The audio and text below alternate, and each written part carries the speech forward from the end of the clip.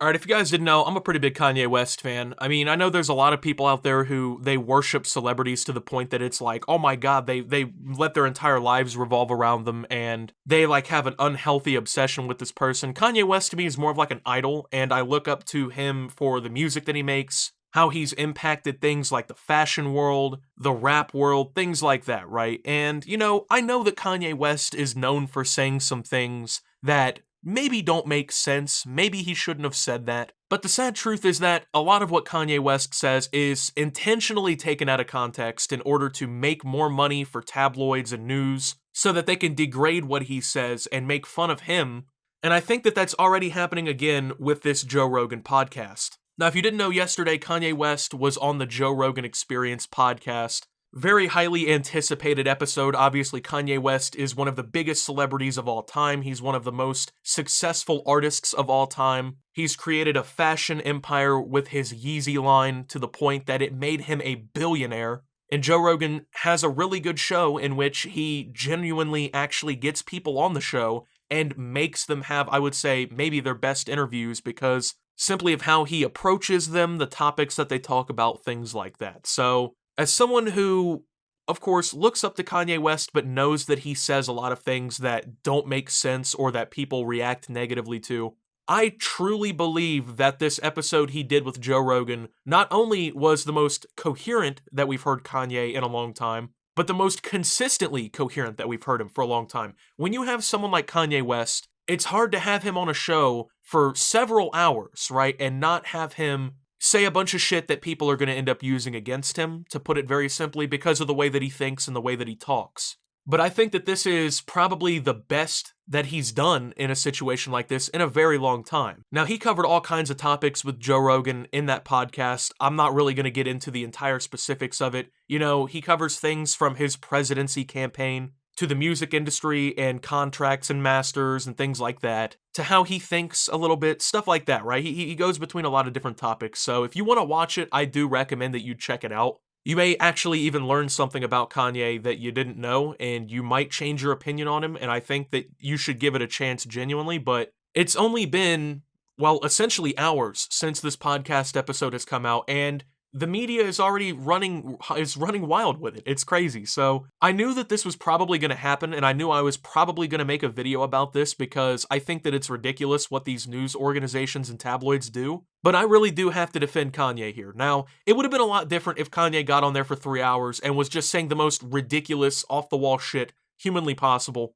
And sure, I disagree with a lot of the things that Kanye West says and believes, but I also believe that he has the right to express those opinions and those things in a manner that's consistent with the way that he thinks. I think that pretty much everyone has that right. So one of the big things that I've seen the media kind of already targeting Kanye West for in this interview is how he basically said that God has made it almost like his destiny, in a way, to run for president. Kanye feels like his calling in life is to be the leader of the free world. He feels like God has selected him to go on this journey to try and become the president of the United States, the leader of the free world, and to genuinely make change in society. And so what Kanye West said was essentially that. He feels like God kind of selected him to go down this path and become the leader of the free world. If it's not actually in the plan, he understands that, but he believes that that's what his calling in life is. Now, what the media did is they took him saying that and they spun it to make it sound crazy. They spun it to make it sound like,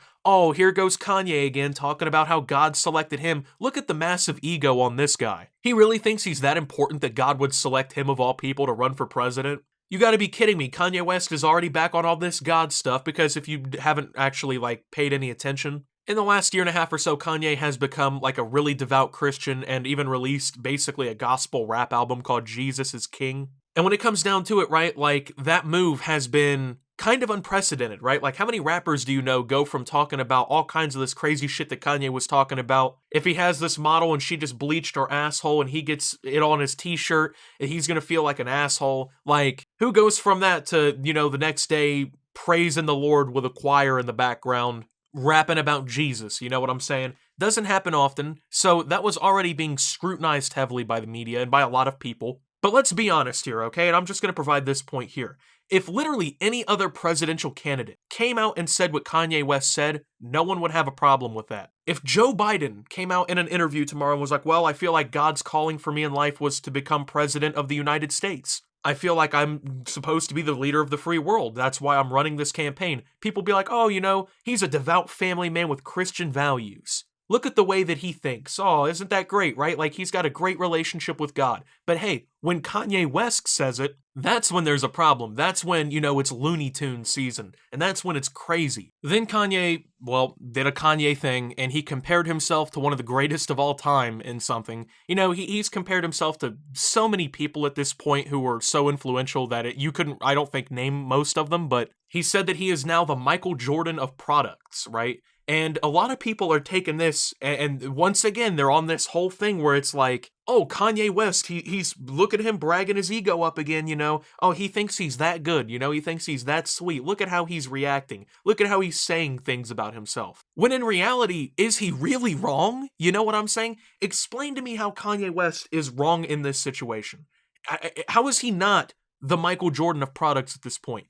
Every company he touches blows up. You look at like at Nike, right? When Yeezy first started showing up, right? When he was making the Yeezys for Nike and whatever, they were selling very well. Like, they were doing very well. And you know what's even crazier? Kanye signs over with Adidas and brings the Yeezy brand over there. And guess what? Next thing you know, Yeezy is a billion-dollar brand. The amount of money that Adidas has made off of the Yeezy brand being attached to them is insane. Kanye West helped Adidas so much that you can't even say that it wasn't impactful. It just straight up made Adidas even more of a contender. Like, the fact that he did that really kind of saved Adidas, because in all reality, when you think about it, yeah, Adidas is like a really big, sports brand and streetwear brand and everything, and that's great. But if Nike still was in control of Yeezy, right, that would be terrible. That would be terrible for Adidas, because who are they going to have compete with Kanye West? And that's the problem that a lot of these other brands are having right now. They can't compete with Yeezy, you know what I'm saying? They can't compete with that brand. So how was he wrong in saying that? And then think about the fact, the whole Gap deal, Yeezy and Gap, they're working together now too. The stock for Gap went up like 45% the day that was announced. Obviously, people in the market saw something there, right? Because, the Gap, at least from what I understand, has been widely, regarded as a brand that's dying out in recent years.